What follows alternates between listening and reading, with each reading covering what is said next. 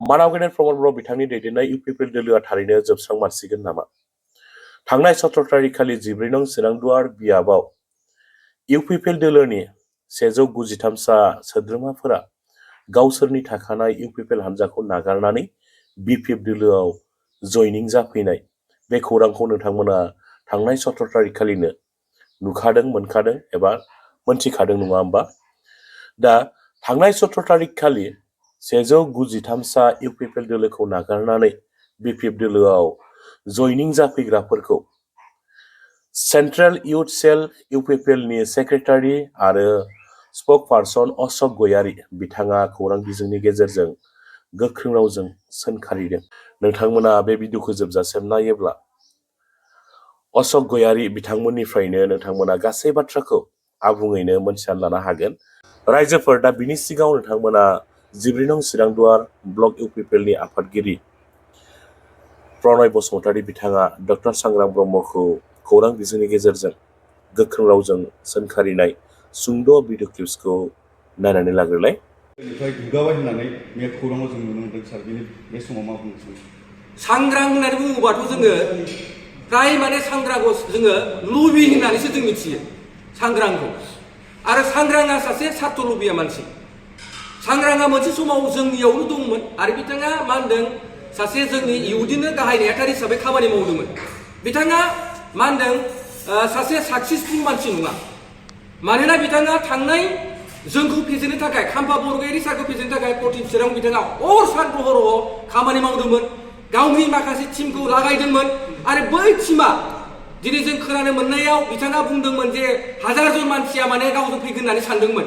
नाथाय मैया जों नुबाय जे बिथाङा गावनि बै जिखिनि खोथा होनाय हाग्रामा महिलारि सारनो जे बाथ्राखौ बुंदोंमोन बिथाङा जे आङो इलेक्सन जोबनायनि उनाव जइन जागोन सार फर्मेलि, बे बाथ्राखौ दिन्थिनो थाखाय बिथाङा मा होनदों 1000 जननि जायगायाव मैया खोनानो मोनबाय जों 70-80 जन मानसियाल' बिथांजों फैनानै जइन जादों।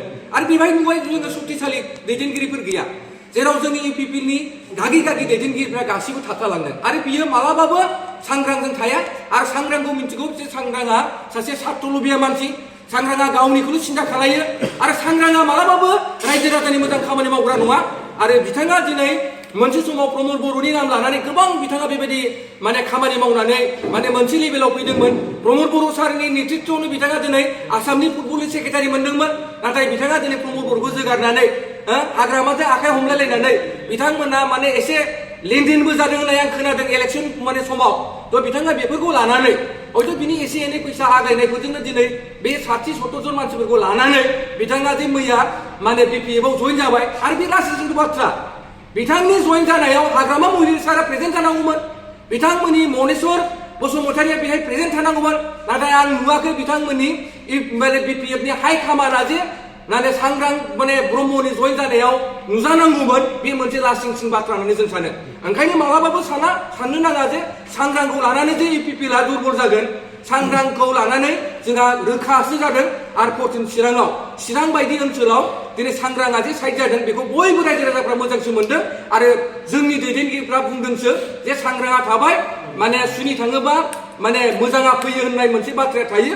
दा बेबायदिनो दिनै सांग्रां ब्रह्मनि साया खुनु फेक्टर फैनो हाया।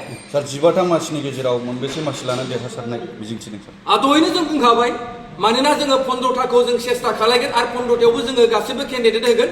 बिनि गेजेराव जों 10टानिफ्राय 12टाखौ जों देरहागोन 100%। आरो जेरै थांनाय बिटिसि इलेक्सनाव हाग्रामाखौ जेरै रायजो राजाया मेन्डेट होनानै 28टा सिटखौ लाबोदोंमोन, थिग बेबायदिनो बिथांमोननि नैबे 6-7टा मासाव जिखिनि बिथांमोननि जि सरकारि जि खामानि मावनाय, बिथांमोननि जि जौ जुवा, बिथांमोननि जिखिनि माने दुर्निति, बिथांमोननि जि जाथि गथ' नांलाय खमलाय, बे परिस्थितिफोरखौ नुनानै दिनै जोंनि रायजो राजाफोरा माने बिथांमोना फैगोन नैबे एमएलए इलेक्सनाव जोंनोबो जे बिथांमोना 10निफ्राय 12टा मोनसे मेन्डेट लानानै जोंनो सिट होनो माने ओंखारदों। बियो गुत्ति रायजो राजाफोरनि मोनसे सरसाया जाबाय थादों।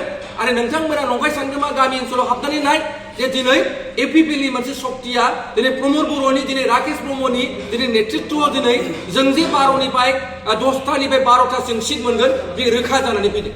प्रेक्टिकल ब्रह्मआ बिपिएफआव हाबनायनि उनाव बिपिएफनि समाव बिपिएफनि समाव दा सान्थि फैदों होनना बुंदों प्रमद बर'नि समाव दावराव जादोंमोन होनना बुंदों मा बुंगोन बेखौ? प्रेक्टिकेलखौथ' जों बांद्राय सिनाया जाहैबाय। सरकारनि समाव MCLA फान्ड आरो लोगोसे बेथनखौ मोनाखै होनना खौरांगिरिनि सिगां जों फोरमायदों सार मा बुंगोन? जोंनि दिनावथ' मालाबाबो जों रावखौबो अयनाय खालायाखै। जों मोनसे समाव हाग्रामा महिलारी सारनि जि माने नैबे पास जोंनि प्रमद बर'नि सारनि सरकारनि माने सिगाङाव जिहेतु हाग्रामा महिलारी सारा 15 बोसोर सरकार सालायदों बे समाव बिथांमोना सासे MCLA मात्र 20 लाख एलिगेसनल' होयोमोन। प्रमद बर' सारनि नेतृत्वआव फैनानै 50 लाख जोङो सासे MCLA इलेक्सन होदों। बेथ' बिराद रंजानांगौ बाथ्रा, मानो होनबा जों 30 लाखखौ बारायदोंसो। जेराव बिथांमोना 20 लाख होदोंमोन, जोंनि प्रमद बर'नि सारनि नेतृत्वआव जोङो दिनै 50 लाख होदों। बेथ' रंजाथाव बाथ्रा। आरो जोंथ' रावबो MCLA बेबायदि दरमाहा बेथन होआ होननानै बाथ्रायाथ' फैयाखै। जोंथ' स्वयं बिथांमोना 3000 रिं खालायनानै फैदों। बे रिंखौ जोङो 5 बोसोराव सुख'नानै जों आधा फैसाखौ सुख'नानै जोङो दाख्लै थांनाय मा होनदों 500-600 कोटि थाखाखौ जों गारबावदों। बेथ' रंजाथाव बाथ्रा।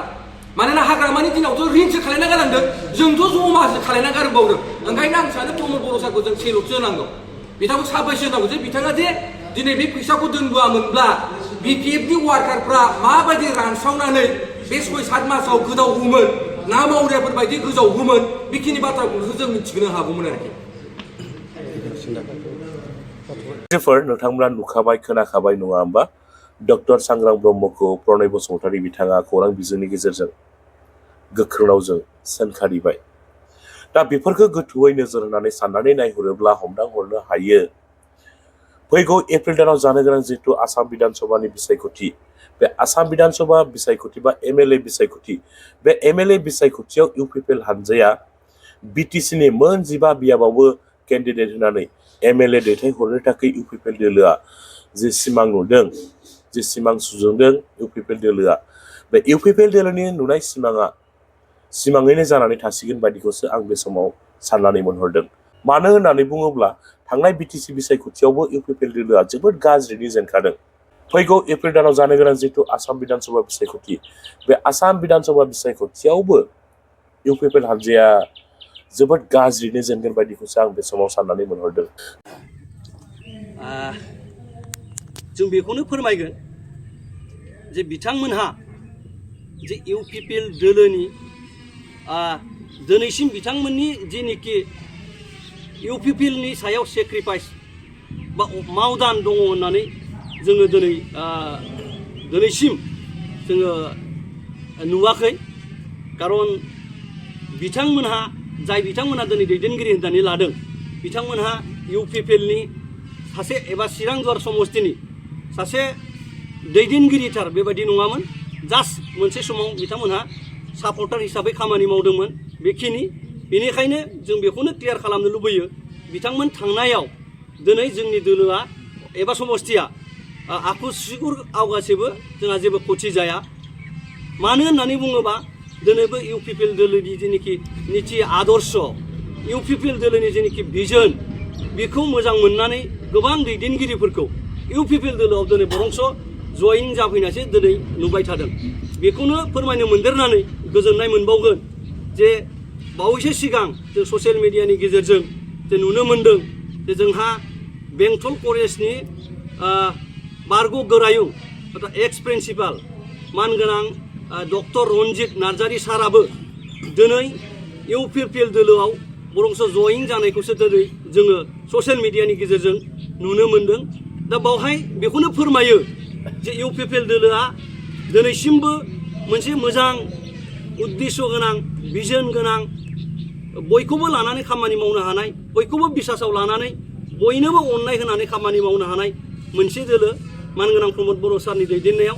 ओंखायनो दिनै जोंहा बेंटल कलेजनि बारग' गोरायुं डक्टर रन्जित नार्जारी सारमोन बायदि समाजाव गोदोनिफ्रायनो अबदान होबोनाय, समाजनि मोजां मावबोनाय बिथांमोनहा दिनै UPPL दोलोआव दिनै आरो जयेनिंसो जाफैबावनायखौ जों नुनो मोन्दों।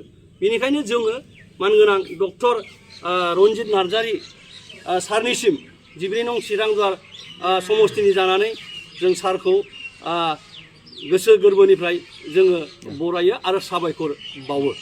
आरो बेखौनो जोङो खावलायबावनो लुगैदों बा फोरमायदेरबावनो लुबैदों जे मानगोनां डक्टर सांग्रां ब्रह्मनि जिनिखि टीम बिथांमोनहा गोबां दङ होननानै बुंनानै लादोंमोन नाथाय मैया बिथांमोनहा 193 जाबाय होननानै फोरमायदों आरो गोबां थाबोबावदों होननानै जोङो जोंनि सिगाङाव बिथांमोनहा फोरमायदों आरो भबिष्यताव फैगोन होननानै बिथांमोनहा बुंदों दा बेवहाय जोंबो नुदों नंगौ बिथांमोनजों लोगोसे जोंहा माखासे जोंनि इउपिपिएल दोलोखौ मोजां मोनग्रा दोलोनि नीति आदर्शजों मिलायनानै खामानि मावग्रा माखासे दैदेनगिरि बिथांमोनहा दंफायोमोन निस्सय बियो सैथो नाथाय मैयानि दिनाव जाय इउपिपिएल दोलोखौ मोजां मोनग्रा इउपिपिएल दोलोनि नीति आदर्शजों जेब्लायबो मिलायनानै खामानि मावग्रा बिथांमोनहा बिपिएफ दोलोआव जयदिं जाहैनाय लोगो लोगो बिथांमोनहा बै हान्जानिफ्राय ओंखारनानै दिनै थानायखौसो जों नुनो मोन्दों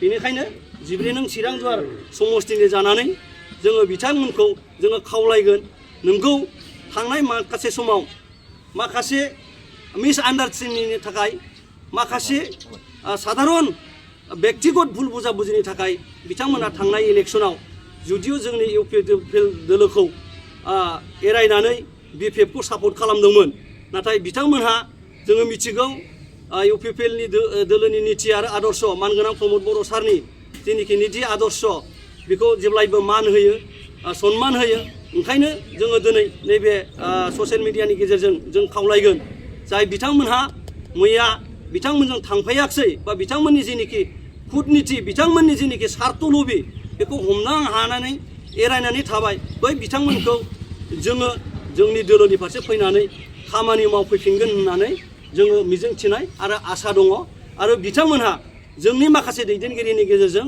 दिनैसिम जगाजग खालामबाय थादों होननानैबो जोङो मोनसे सर्सा दिनै जोंनिसिम क्लियार जाफैदों आरो नोंथांमोननि जे इउपिपिएल दोलो प्रमद बर' दैदेननाय इउपिपिएल सरकारखौ थिरांथा मोनसे हाबा मावनो थिरांथा लायोब्ला जोबोद गोहैलो होनदों हाग्रामा महिलारि बिथाङा जेखौनो बुङो बेखौ फोरमायदों मा बुंगोन बे समाव बेखौथ' दिनै आंनि खुगानिफ्राय बुङोब्ला बियो सत्यथार होननानै मानसिफ्रा नङाबो सानफ्लांनो हागौ नाथाय जोङो मानगोनां दानि बिटिसिनि चिफ मानगोनां हाग्रामा महिलारि सारा मिडियानि गेजेरजों दिनै मेल मिटिंनि गेजेरजों गावनो बुंथिबाय थादों जे दिनै बिटिसिआव जिखिनि बिथाङा फिथा हाबायबायदों अन्थाइ खाम्फा गायसनबायदों बियो थांनाय मानगोनां प्रमद बर' सारनि सरकारनि समाव जेनिखि सेंसन जानाय खामानिखौसो बिथांमोना दिनैसिम फिथा हाबायबायदों होननानै बिथाङा गावनि खुगाजोंनो बुंदों दा बिनिफ्राय बेनो प्रमाण जे मानगोनां डक्टर सांग्रां ब्रह्म सारा बुंनाय बायदि जुदिअ डिसिसन मथे बुंनाय मथे खामानि जुदिअ मावनो हायोमोनब्ला दिनै जोंनि बाहाय थानायनि बादैबो बे चिरां समष्टिनि साफ्रोमबो रायजो राजा बिथांमोननिफ्राय सोंनानै लानो हागोन जे नैबे मास मोनब्रै समाव हाग्रामा महिलारिया 14 नं चिरांदुवारजों लोगोसे बे खाथि खाला अर्थात बिटिआर ओनसोलाव दिनै गावनि सरकारनि समाव मा खामानि मावखो बेखौ रायजोफोरनाव सोंबा आल्टिमेटलि बेनि रिजाल्टखौ एबा बेनि रिप्लाइखौ रायजोफ्रानो होगोन होननानै आङो बिसास खालामो